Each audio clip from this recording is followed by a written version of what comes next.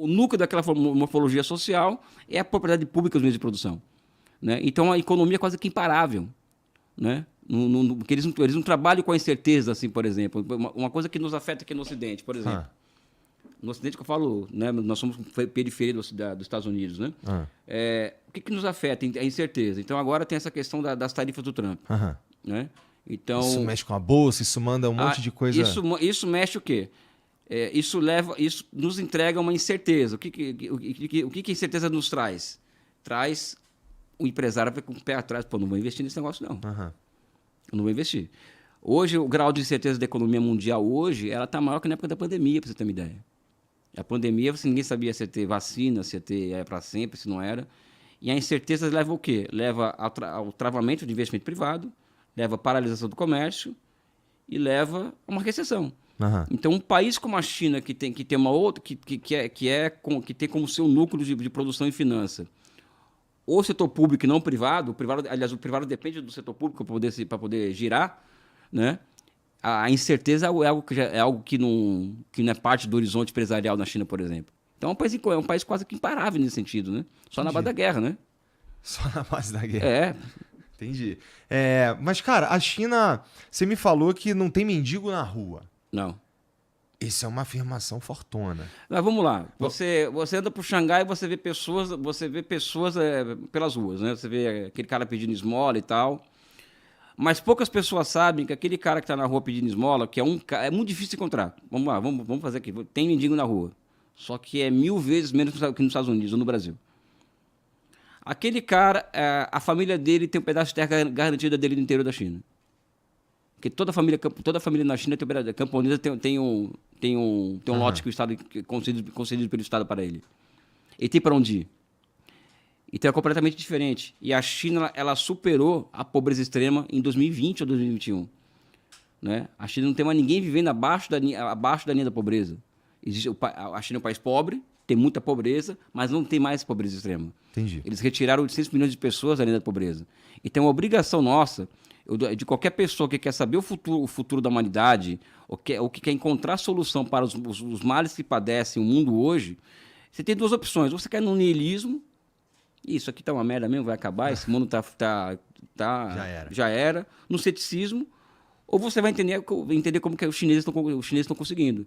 Porque o mindset, o clima que você vive na sociedade chinesa, ela é completamente diferente do clima que você vive no Brasil, nos Estados Unidos, na Europa.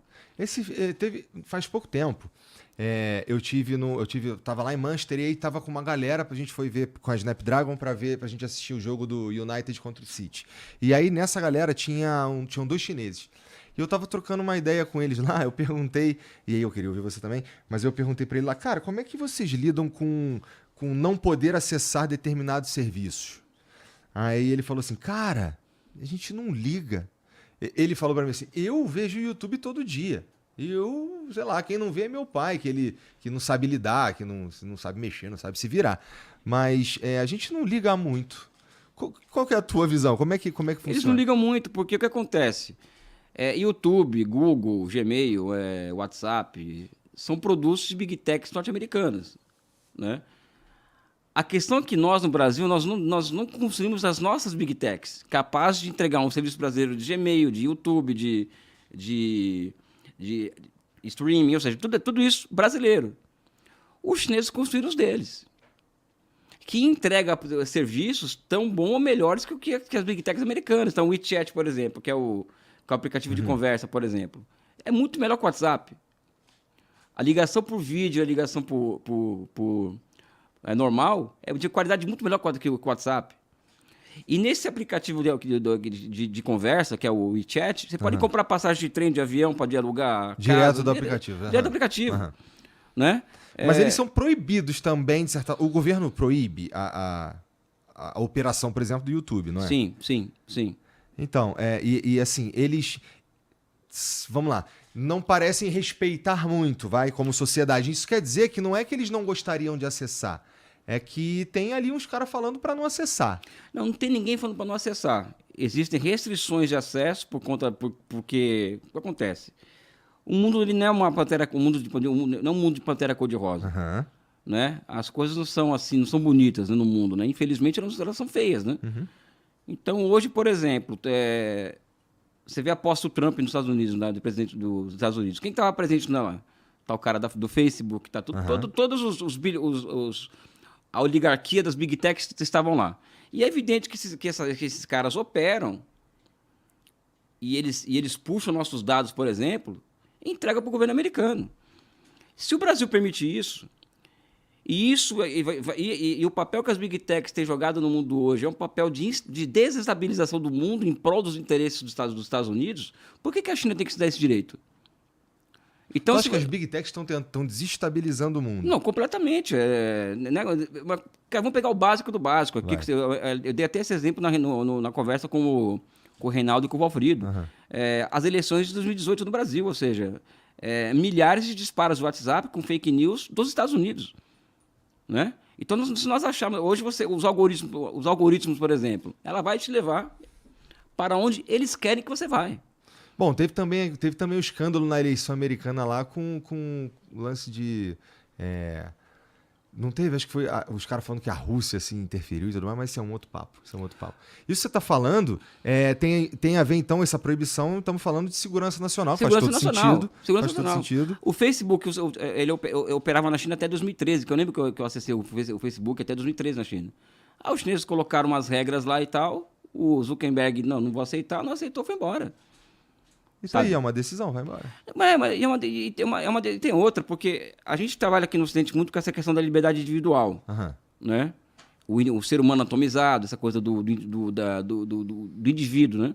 Isso existe muito pouco na sociedade chinesa. As pessoas na China elas querem viver bem e ter segurança.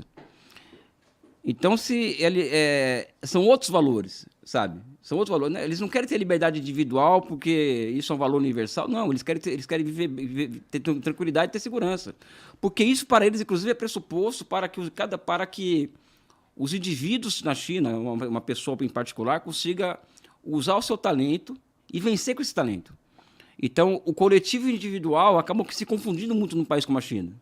Não existe felicidade coletiva, individual com infelicidade coletiva.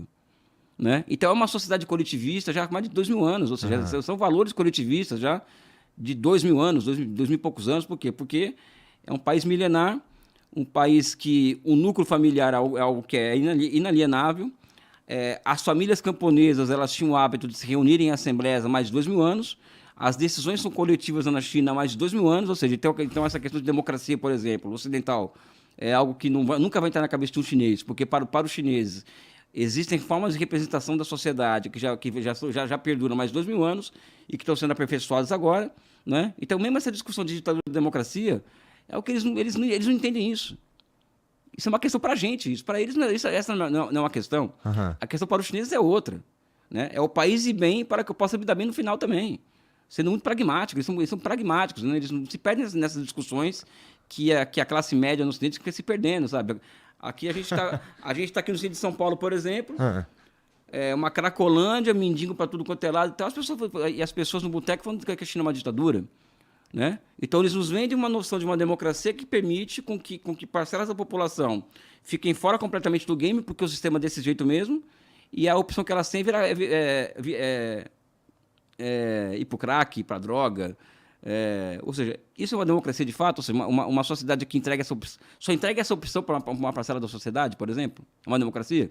Então nós temos que alargar esse conceito de democracia para enfrentar esse debate sobre a China, enfrentar esse debate de outras formas históricas que existem no mundo, formações sociais diferentes, que o mundo não é só o Ocidente, não, cara. O Ocidente é só um dos 12 países somente ali. Aquele núcleo branco da Europa. Eu não me considero ocidental, acho que ninguém aqui é ocidental, entre nós aqui, sabe? A Ásia é outra coisa, e existe há muito mais tempo. Agora aliás, teve uma resposta, agora foi do embaixador da China nos Estados Unidos, né? Uma entrevista com... Cara, esse ponto é muito interessante, de fato, porque assim, a sociedade chinesa, a Ásia, lá que você falou algumas vezes que, cara, eles estão aí há muito tempo, né? Então deve ter alguma coisa pra gente ver com eles lá.